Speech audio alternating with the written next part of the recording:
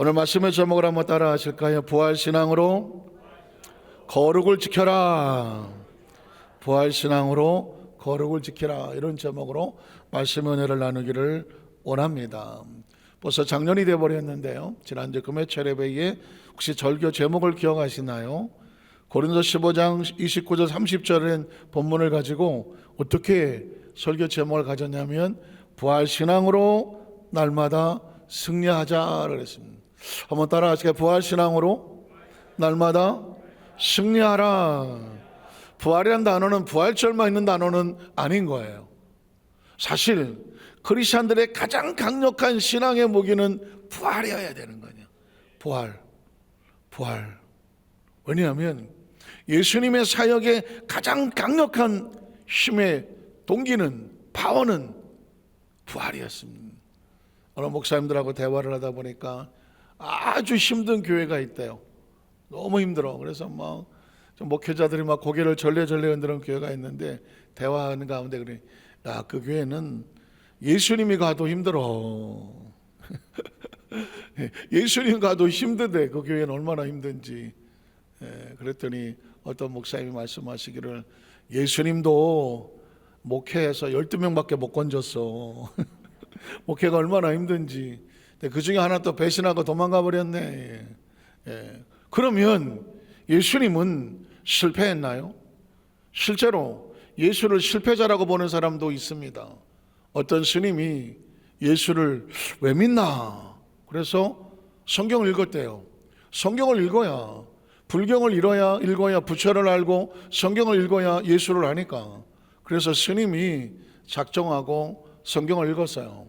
그러다가 어디서 덮어버렸냐면, 예수님이 십자가상에서 엘리 엘리 라마 사박다니, 나의 하나님 나의 하나님 어찌하여 나를 버리십니까?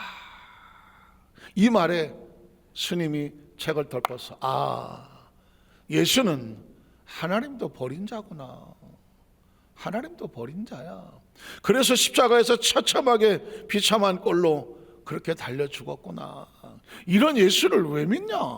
그러면서 스님은 성경을 덮고 더 이상 읽지 않았다. 여러분 기억하시지만 이분은 뭘 몰랐을까요? 부활을 몰랐던 거예요. 부활을 몰랐어요. 여기서 덮어버리면 부활을 몰라요. 예수님의 진짜 그분의 힘, 그분의 메시지와 그분의 능력은 뭐냐면, 내가 십자가에서 다 이루었다 하고 무엇으로 증명하셨느냐? 사망의 권세를 깨뜨리고 장사한 지 사흘 만에 뭐 하셨습니까? 부활하셨던 것입니다. 그래서 크리스찬들에게 가장 강력한 힘은 뭐냐? 부활신앙이어야 되는 거예요. 부활신앙은 뭐냐? 절대 나는 죽지 않는다. 운동하다가 보면 죽을 것 같은 살아났어. 그래서 네버 다이, 나는 결코 죽지 않는다, 이런 조커를 하는데, 크리스찬의 의식과 사고 속에 누구도 나를 사망에 가둘 수 없다. 아멘이십니까? 누구도 나를 사망에 가둘 수 없어요. 예수님을 저 십자가에 매달아 동굴 안에 가두었지만 예수는 동굴 안에 있지 않았습니다. 예수님은 부활하셨습니다. 그의 무덤은 비어 있었습니다. 무슨 메시지일까요? 예수를 믿는 크리스찬들의 삶 속에 어떤 것도 크리스찬들을 가둬둘 것은 없습니다. 죄와 사망에 가둬둘 수 없습니다. 왜냐하면 죄의 무덤에서 우리를 건져주셨습니다. 사망의 무덤에서 건져주셨거든요. 저주의 무덤에서 건져주셨습니다. 질병의 무덤에서 건져주셨습니다. 세상에 아무리 어떤 것 우리를 가둬둘 수가 없습니다. 왜냐하면 예수님이 부활하셨습니다. 그러니 그 예수의 부활신앙이 우리 안에 있으면 우리도 세상 속에서 어떤 것도 우리를 절대로 가둬둘 수 없다. 그래서 여러분 29절에 보면, 15장 29절에 만일 죽은 자들이 도무지 살아나지 못하면 죽은 자들에서 침례를 받는 자들이 무엇을 하겠느냐? 침례가 뭐예요? 여러분 침례 받으셨잖아요. 침례의 의식은 잃어버리면, 내가 언제 침례 받았지? 날짜가 중요하지 않아요. 침례가 뭐예요? 예수 죽음 확실합니까? 예수 죽음 내 죽음 하면서 내가 세상에 있는 갇혀져 있던 이 육신을 사망의 물속에 잠가버리고, 예수 부활, 내 부활이잖아요. 침례는 물이 중요하지 않아요. 물은 우리를 육신을 장사 지내는 예수 죽음, 내 죽음의 상징일 뿐이에요. 근데 거기서 다시 올라오면서 예수 부활, 내 부활이거든요. 예수 생명, 내 생명이거든요. 그러니까 이제 육으로 살지 않아요. 영으로 살아요. 일시적으로 살지 않아요. 영원히 살아요. 믿으십니까? 그러니까 이 침례를 왜 하느냐? 자신의 존재의식을 확실하게 하는 거예요. 예전에 김씨, 씨, 박씨의 자녀가 아니란 말이죠.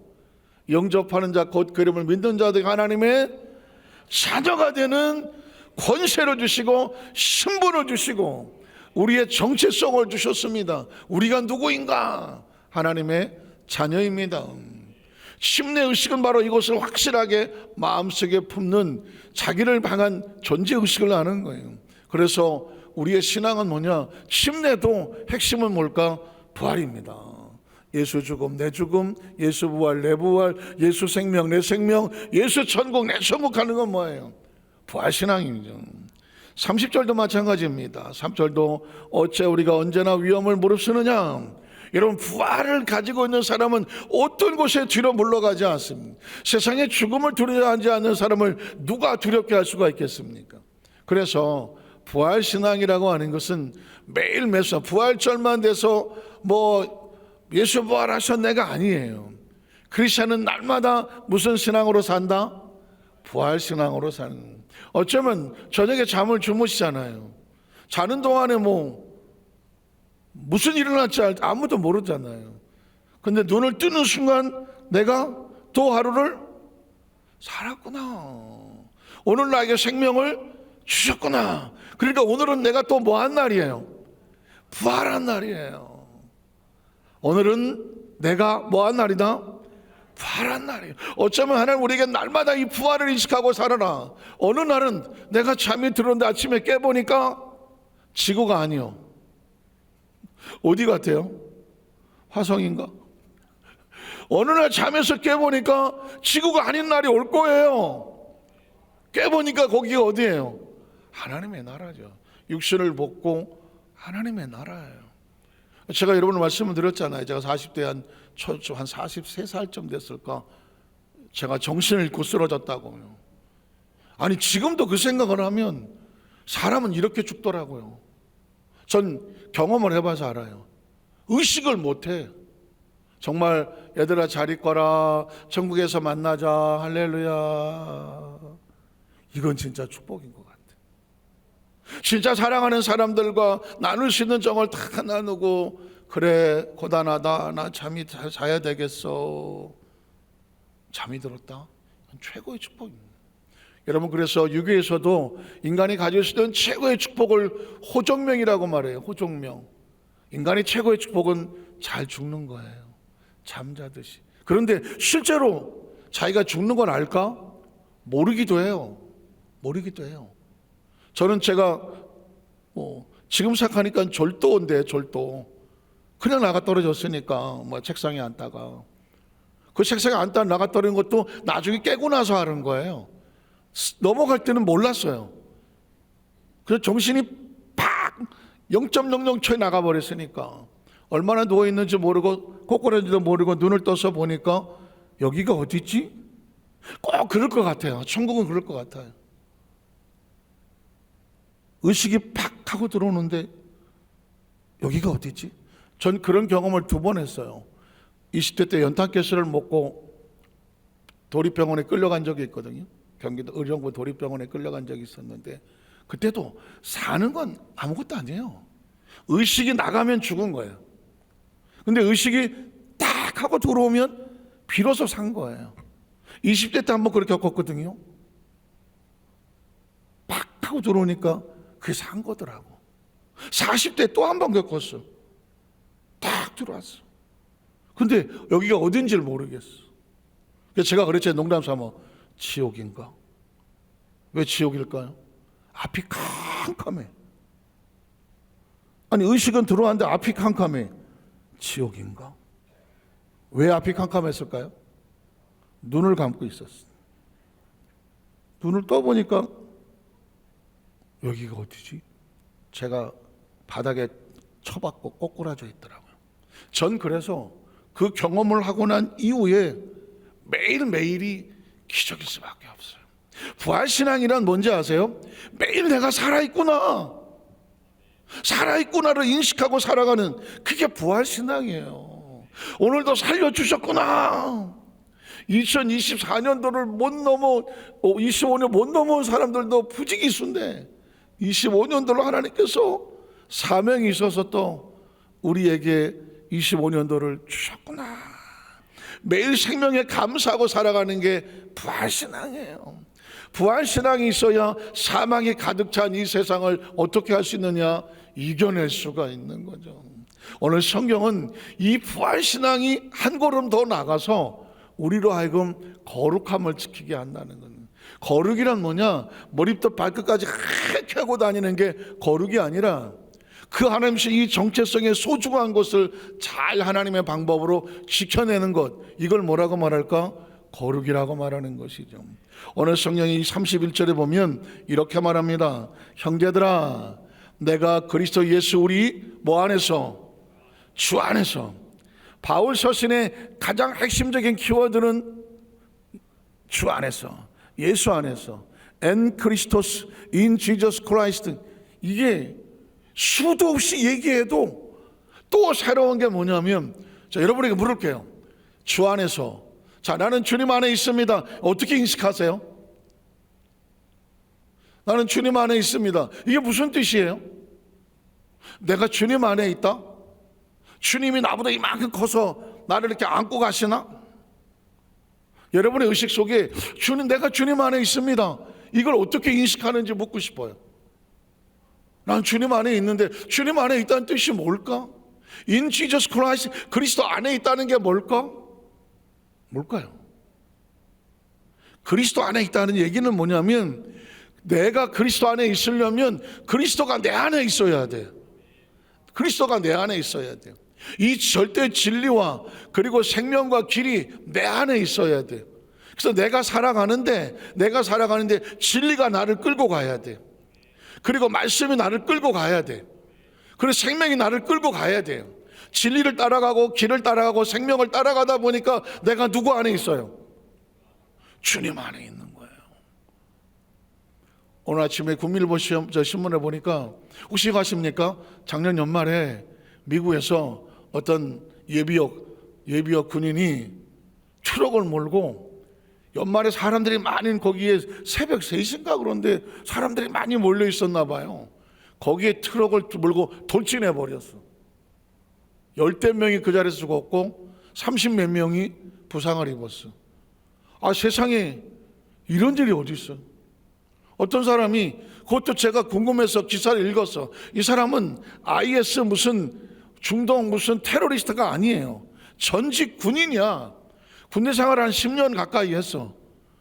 전쟁에서 전투하면서 훈장도 많이 받았어. 철저한 미국 군인인 거죠. 그리고 제대하고 예비역으로 5년을 더 근무를 했어. 예비군처럼. 그러니까 군대 생활하는 사람은 머리에 이 애국심이라든가 군인의식이 박혀 있거든요. 근데 어떻게 이 사람이 IS 테러리스트가 됐을까? 집에 가서 보니까 IS 그 깃발이 있고 IS 테러 영상이 있고 책자가 있고 깜짝 놀랄 일이에요. 어떻게 그렇게 했을까? 알고 보니까 이 사람이 써놓은 글이라든가 그걸 보니까 신이 나에게 말했다. 신이 나에게 말했다. 그러면서 이 군인 의식으로 꽉, 애국심으로 꽉 찼어야 될 이 사람의 머릿속에, 생각 속에 뭐가 들어왔냐면 IS 테러리스트 생각이 들어왔어. 그 영상만 쳐다보고 거기에 영향을 받았어. 그리고 거기로부터 음성이 들렸어. 트럭을 렌트해서 몰고 군중에 들어가서 저 사람들을 죽여라. 그래갖고는 트럭을 돌진을 했어. 그리고 나서 경찰하고 대치해서 총격전을 벌이다가 총에 맞아 죽었어. 아니, 이 사람 누구예요? 철저하게 미국 시민이에요? 전직 군인이에요? 군인 대상을 10년 이상 하고 예비역 5년을 한 사람이에요? 그런 사람이 미국을 테러해? 이 미국 시민들을 향해서 트럭을 몰고 가서 그 사람들을 테러하고 죽여? 도대체 이 사람은 뭐야? 누구야 이거? 겉으로 볼 땐 미국 시민이고 전직 군인이고 그럴 일이 전혀 없는 사람이에요. 근데 이 사람의 머릿속에, 생각 속에, 사고 속에, 사상 속에, 신념 속에 뭐가 들어와 있냐면 IS 테러리스트가 들어와 있어. 그러니까 이 사람은 지금 미국 안에 살고 있지만 그 사람은 어디 안에 살고 있었을까요? 테러리스트 안에 살고 있었어요. 사람은 겉모습이 아니에요. 사람은, 그 사람은 무슨 생각을 하고 있느냐, 무엇을 추정하느냐, 무엇을 바라보느냐, 무엇을 듣느냐, 무엇을 꿈꾸느냐, 무엇을 생각하느냐, 무엇을 바라느냐가 그 사람을 하여금 신이 나에게 말했다, 이런 환청을 듣게 하는 거예요. 그래서 성경은 우리에게 예수 안에서, 예수 안에서, 예수 안에서, 이 말이 뭐예요? 각 나라는 다 달라. 뭐 중국 사람도 있고 러시아 사람도 있고 아프리카 사람도 있고 남미 사람도 있고 뭐 일본, 동남아시아 다 있어. 대한민국 사람 있어요. 겉모습은 그 사람의 정체성을 말하지 않아요. 그 속에 무엇을 바라보고 있느냐, 무엇을 꿈꾸고 있느냐, 무엇을 생각하고 있느냐, 무엇을 믿고 있느냐, 무엇을 말하고 있느냐, 어떤 신념을 가지고 있느냐, 그게 그 사람이에요. 그 사람은 미국 사람인데 시민권자인데 군 복무 기록도 15년이나 되는데 그 속의 생각은 IS예요. 테러리스트, 적이에요. 여러분 보십시오. 때문에 성경은 우리에게 예수 안에서, 예수 안에서는 뭐냐면 예수님은 형상이 아니에요. 예수는 형상과 모양이 아니에요. 말씀이 육신이 되어 우리 가운데 거하시니 은혜와 진리가 충만하더라. 예수님이 이 땅에 오신 목적은 하나님의 로고스가 절대 진리와 이성이, 그리고 절대 신념이, 그분의 절대 생각이, 비전이 우리 안에 들어와서 우리가 예수를 믿는다고 말하고 말씀 안에 서면 내 생각을, 내 사고를, 내 신념을, 내가 삶에 하는 방향의 가치와 목적을 말씀으로 끌고 가는 거죠. 그러니까 내가 누구 안에 있어요? 그때 비로소 누구 안에 있다? 예수 안에 있는 거예요. 지난 한 해 어떻게 살아오시나 생각해 보세요. 얼마나 많은 생각들이 나를 끌고 왔냐고. 얼마나 많은 기분과 여러분의 감정과 많은 생활의 습관과 그냥 뭐 늘 살던 대로 끌고 오지 않았어요. 내 입에서 나갔던 말은 도대체 누구를 기쁘게 하고 즐겁게 하며 어디에 근거한 말인가? 예수 안에 있는 사람은 예수님 안에서 길과 진리와 생명을 가슴에 끌어안고 그분이 말하고 그분이 생각하고 그분이 보게 하는 말씀 속에 있는 것을 바라보고 꿈꾸고 가슴에 품고 살아요. 그래서 가장 중요한 원리는, 기초는 뭐냐? 예수 안에서예요. 이게 안 되면 마치 썩은 그 기둥 뿌리에다가 뭐 잔뜩 올려놓지만 언제 무너질지는 아무도 몰라요. 그래서 바울 서신을 읽으면 끊임없이 예수 안에서, 예수 안에서, 예수 안에서 라고 말해요. 앞으로도 저는 여러분에게 예수 안에서만 나오면 끊임없이 예수 안에서, 예수 안에서 할 수도 있어요. 왜냐하면 예수 안이 아니면 아무런 진리가 없어요. 아무런 생명이 없어요. 아무런 길이 없어요. 예수는 생각으로 믿지 않아요. 관념으로 믿지 않아요. 형상으로 믿지 않아요. 장소로 믿지 않아요. 건물로 믿지 않아요. 예수의 생각과 의식과 사고가 나의 지성과 감정과 의지를 이끌고 가야 돼요. 그게 예수 믿는 거예요. 그래서 그렇게 되면 너희에 대한 나의 자랑을 두고 단언한다. 두 번째 질문이 뭐예요? 도대체 바울은 뭘 자랑해요? 여러분에게 묻습니다. 여러분은 뭘 자랑하고 싶으세요? 뭐 인물? 여러분, 우리 크리스천의 자랑은 뭘까요? 내가 육신의 정욕과 안목의 정욕과 이성의 자랑, 본능에 의한 감정, 지성, 감정, 의지를 무엇으로? 말씀에 의한 지성과 감정과 의지로 그거를 지배하고 통제하고 다스리고 내가 그것을 승리했습니다. 이걸 자랑해야 돼요. 과거에 세상적으로 살던 거, 감정으로 살던 거, 기분으로 살던 거, 그래서 7번 넘어지고 8번 넘어지던 것, 이제 말씀이 나를 지배하고 통제하고 다스려서 말씀을 붙잡고 보니까 7번 넘어지던 거, 6번 넘어지고 6번 넘어지던 거, 5번 넘어지고 하면서 스스로 이겨낼 수 있는 이 영적 승리를 자랑하는 거예요. 그걸 자랑하는 거예요. 다른 거 자랑하지 않아요. 그러기 위해서 그 다음 절에 나는 날마다 죽노라 그랬어. 날마다 죽는다는 얘기 뭐예요?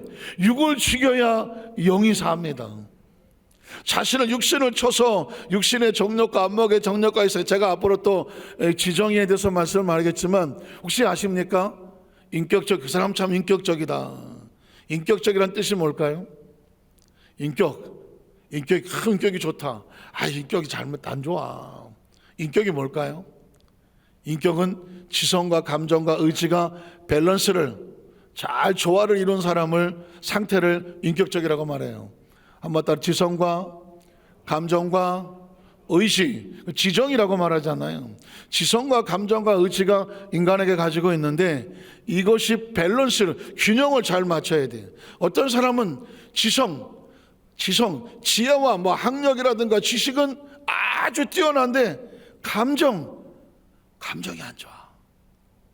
폭력적이든 아니면 냉소주의든 비판적이든 그냥 하고 싶은 대로 자기 감정 하고 싶은 기분대로 하든지 감정이 안 좋아. 어떤 사람은 거기까지는 좋은데 의지가 약해. 할까 말까 나 못해. 이러면 인격적으로 못해요. 인격적이라는 말을 할 수가 없어요. 인격적이란 뭐냐? 지성도, 감정도, 그리고 의지와 결단력도, 이게 잘 조화가 돼서 열심히 자신을 좋은 말씀으로, 지성으로, 진짜 똑똑한 사람들은 사리 분별이 정확하죠. 옳고 그름은 잘 정확하게 하죠. 그리고 감정이란 뭐냐? 어떤 감정에 휩쓸려 갖고 막 하는 게 아니라 자기의 중심을 잘 지켜서, 기억하시죠? 진짜 인격적인 사람은 자신의 마음을, 감정을 잘 조절. 그래서 호연직이란 말이 나오는, 윤리책에서 나올 만한 호연직이란 말이, 한번 따라하세요. 호연직이란 뭐냐? 마음의 도량이 넓어서 누군가 나에게 하는 얘기에 대해서 내 마음이 휘둘리지 않는 상태, 이걸 호연직이라고 말해요. 그러니까 마음의 심성을 잘 갈고 닦아서 마음의 폭이 넓고 도량이 넓어서 웬만한 사람이 뭐라고 얘기하더라도 물이 깊을수록 돌을 던져도 소리가 나지 않는다. 들어보셨죠? 얇은 물은 던지기만 하면 찰랑찰랑 하죠. 그러나 깊은 물은 웬만한 돌을 뚝 던져도 꿀꺽 끝이야. 그런데 이게 낮으면 물 던지면 그냥 빠바바바박 난리를 치죠. 그거는 호연지기가 약해서 그래요. 호연지기란 뭐냐? 웬만한 사람이 뭐라고 얘기해도 꿀떡 삼키고 별로 표시를 안 내는 사람이에요. 그런데 그게 안 되는 사람은, 소화가 안 되는 사람은 누가 조금만 건드려더니 이게 바로 반응이 튀어나오는 건 뭐냐면 아직은 호연지기가 없는 거예요. 머리는 똑똑한데 감정 조절이 안 되는 거예요. 의지는 있는데 감정 조절이 안 되는 거예요. 그래서 인간이 가장 참 인격적이다라고 얘기를 하려면 지성과 감정과 의지가 밸런스를 맞춰서 사리분별이 되고 쉽게 감정적으로 흔들리지 아니하고 의지와 결단이 있어서 뜻한 바는 행하고 아닌 것은 뒤로 돌아서서 아주 옛날에 유명했던 화랑 김유신이 다시는 술집에 가지 않겠다 했는데 사랑하는 에마가 끌고 갔을 때 말에 목을 쳤다. 이런 스토리는 뭐냐? 의지와 결단력을 말하는 것이죠. 그러니까 크리스천도 마찬가지입니다. 우리는 지성과 감정과 의지가 밸런스를 맞아야 되는데 여기서 말하는 인격적이라는 단어 어디서 왔냐면 하나님으로부터 온 거예요. 인간이 스스로 인격적을 만들 리가 있나요? 아닙니다. 하나님의 형상과 모양을 닮은 사람은 하나님으로부터 지성과 감정과 의지를 받은 거예요. 하나님은 인격적인 하나님이라고 말씀하죠. 어떤 분은 말합니다. 내가 하나님을 인격적으로 만났다, 이런 표현도 씁니다. 그 인격적이 뭘까요? 지성과 감정과 의지의 밸런스를 맞아서 말씀에 대한 지성이 있어서 영적인 분별력이 뛰어나고, 하나님의 은혜를 앓고 나니까 나는 나와 세상은 간 곳이 없고 나는 죽었으니까, 날마다 죽는 내 육신이 죽었으니까 육신적인 감정으로 반응하지 않는다. 한번 따라 하실까요? 꿀떡이야. 한번 꿀떡하고 삼킨 사람은 속에서 나오지가 않나요? 꿀떡이 안 되니까 들어온 대로 다 뱉어버리려고 하니까는 어떻게 하겠어요? 꿀떡 삼키면은 더 이상 전쟁 싸움이 안 돼요.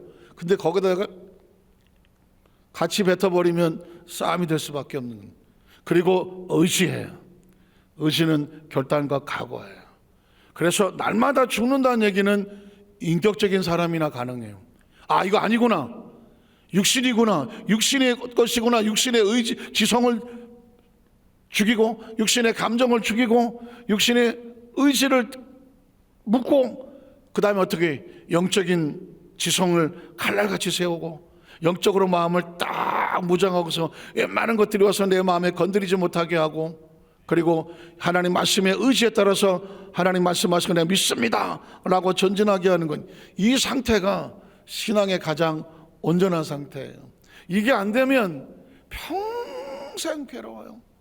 왜냐하면 말씀은 많이 알아, 뭐 들은 것도 많아, 지성은 있어. 그런데 감정을 조절할 줄 몰라. 그러니까 이 감정이 조절이 안 되는 사람은 한 방에 날아갈 수도 있어. 이게 위험한 거예요. 잘 참다가 그냥 확, 어떻게 되겠어? 그 순간에 관계가 다 날아가잖아요. 그 감정도 조절이 잘 돼. 그런데 의지가 약해. 아유, 내일 하지 뭐. 아유, 내일도 하지 뭐. 발전이 안 되는 거예요. 결단하고 돌아서는 이게 필요한 거예요. 오늘 여러분 보십시오. 나는 날마다 죽노라. 뭐야, 죽는다는 게 뭐예요? 육에 대해서 죽고 영으로 다시 살아나는 거예요. 그래야 육신으로부터 점점 죽어지고 영으로 다시 살아나는 인식이 있어야 자기가 뭐가 될까요? 거룩함이라는 단어를 비로소 쓰는 거예요. 사실 성경 속에 있는 이야기는 많이 추상적이에요. 나가 날마다 죽노라, 이거 어떻게 해서 해결할 거예요? 보십시오. 날마다 죽는다는 얘기는 날마다 부활한다는 얘기입니다. 한번 따라, 죽어야 산다. 죽어야 산다예요. 사실 죽음만 존재하지 않아요. 죽음이 있기 때문에 뭐가 있나요? 부활이 있어요. 부활이 있다는 얘기는 뭐가 있다는 얘기예요? 죽었다는 얘기입니다. 죽은 자가 부활을 합니다. 부활한 자는 죽었던 기억이 있습니다. 신앙생활이 그래요. 내가 의로워졌다는 얘기는 과거에 죄인이었다는 이야기입니다. 내가 죄인이었다는 얘기는 다시 의로워졌다는 이야기입니다. 이해가 되십니까? 말씀을 정리하기를 원합니다. 한 가지라도 마음속에 새겨서 이제는 많은 것을 들은 머리가 아니라 하나를 가슴에 끌어안아서 내 삶 속에 조금씩 한 걸음씩 내 자신의 모습이 변화되고 새로워지고, 나는 날마다 죽은 것 같은데 날마다 새로워지는 부활신앙에 대한 인식이 가득하셔서 2025년뿐만 아니라 이 땅의 삶을 사는 동안에 우리는 날마다 이 부활신앙으로 승리하고 부활신앙으로 거룩함을 지켜나가면서 매 순간의 영적 전쟁에 한순간도 지지 아니하고 진 것만큼 뒤로 물러나요. 그래서 지면 안 돼. 진 것만큼 물러나. 그래서 어떻게 앞으로 전진해 나가야 돼요. 한 해를 뒤돌아볼 때 처음에 옛 모습은 어린아이 같았는데, 야, 내가 이만큼 컸구나, 이만큼 성장했구나, 내가 이만큼 자랐구나. 제가 지난 크리스마스 설교 때 저희 아들한테, 야, 너 아버지가 한 설교를 꼭 들어봐라. 아, 세상에 제일 치사한 게 아들한테 내 설교 들어보라는 건 아니야. 그럼 아들이 그러겠죠. 아, 네 아버지, 들었어요. 좀 들어봐. 제가 작정하고 얘기했어요. 지난 크리스마스 때 설교는 네가 꼭 들어봐줬으면 좋겠다. 이유는 크리스마스 설교를 하고 나서 제가 느낀 게 있어. 지난 35, 6년의 설교를 이 설교하려고 하나님께서 35년을 훈련을 시켰구나. 혹시 여러분 한 번 더 들어주세요. 다음 작년 크리스마스 설교인데 다 들어서 아시겠지만 그냥 한 번 좀 들어주세요. 그리고 이렇게 생각하세요. 이게 김유민 목사가 지난 35, 6년 동안 설교를 해온 그 설교가 바탕이 돼서 이 설교를 하려고 그랬구나. 저도 몰라요. 제가 이런 말을 할 줄은 몰랐어. 크리스마스 설교를 들으면서 하나님이 그동안 나를 훈련시켜서 이 설교하려고 하셨구나 라고 하는 게 지난 작년 크리스마스 설교였어요. 그리고 그 설교를 바탕으로 해서 올라오는 그 싹처럼 새롭게 빛을 발하는 게 송구 영신 예배 설교였어요.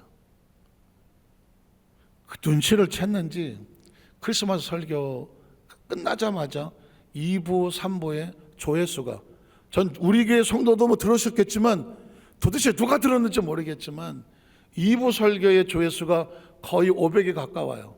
490 얼마 이래요. 3부 설교 조회수는 400에 가까워요. 합치면 거의 900에 가까워요. 900에 가까워요. 크리스마스 설교 딱 끝나자마자 바로 쫙 올라오는 거예요. 우리 교회 설교 참석 못한 분이 들었을 수도 있겠지. 그런데 제가 그렇게 인식을 하고 있는데, 그렇죠. 지난 송구영신 예배 설교는 12시에 예배 드렸잖아요. 그리고 집에 돌아가서 1시, 2시 됐나? 그때 벌써 숫자가 600이었어요. 그 시간에. 도대체 어디서 누가 들은 거예요? 어제 오늘 지나면서 오늘 보니까 1240인가 그래요. 도대체 누가 들은 거예요? 전 무슨 얘기를 하고 싶냐면,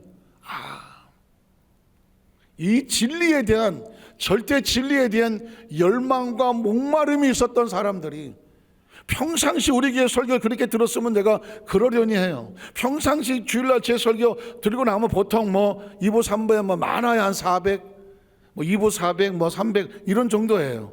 그런데 한 번 설교에 1200이 설교를 조회수가 1200, 1300이 나왔다는 얘기는 어떻게 들리냐면, 이 진리에 대한 목마름, 절대 지성에 대한 목마름, 뭔가 살아가기는 하는 것 같지만 아무것도 보이지 않는 세대 속에서 하나님이 선포하신 약속에 대한 목마름이 이 시대 크리스찬들의 마음속에 가득해 있구나, 이걸 마음에 느끼는 거예요.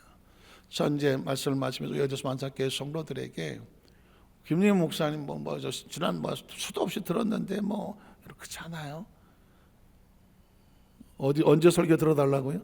나 살다 강대상에 빌어보기 처음이네. 내가 진짜 25일 작년 크리스마스 설교 꼭 한번 들어보시고, 그리고 송구영신 예배 설교를 다시 한번 들어보세요.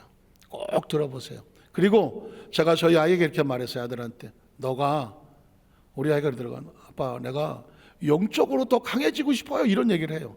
그래? 마침 잘 됐다. 너 크리스마스 설교 들어봐. 그리고 송구영신 예배 설교 들어봐. 아빠가 지난 35, 6년 동안 설교한 걸 이 설교하려고 그랬던 것 같아. 그리고 이 설교를 네가 머릿속에 박히도록 들어. 그러면 네가 너의 신앙에 뼈대게 될 거야. 그랬더니, 그렇지 않아도 하나님 그렇게 기도한대. 하나님 나에게 영적인 이 뼈대가 되도록. 또 그래서 좀 들어봐. 왜냐하면 그게 머릿속에 박히고 뼈대가 되는 사람은 그 말씀이 그분의 삶을 살릴 겁니다.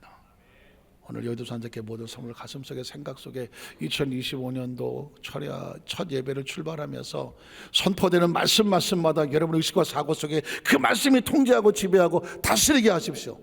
그러면 여러분의 평생에 평안하고 평탄하고 그리 형통하게 되리라 하나님의 약속이 이루어질 줄로 믿습니다. 기도하겠습니다. 전능하신 하나님 아버지,